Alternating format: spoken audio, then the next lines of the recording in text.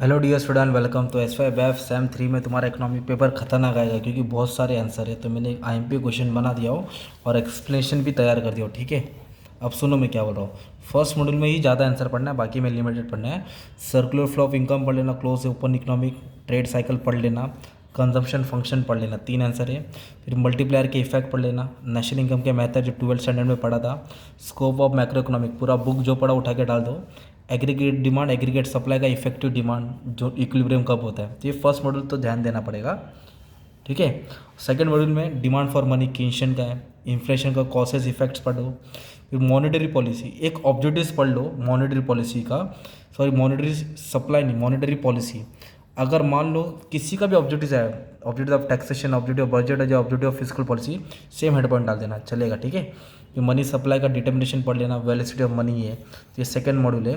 Third जो last ये last module है, ये थर्ड मॉड्यूल है। तो नेक्स्ट मॉड्यूल में जो है sound finance, functional finance, types of expenditure, types of budget, types of debt पढ़ लेना।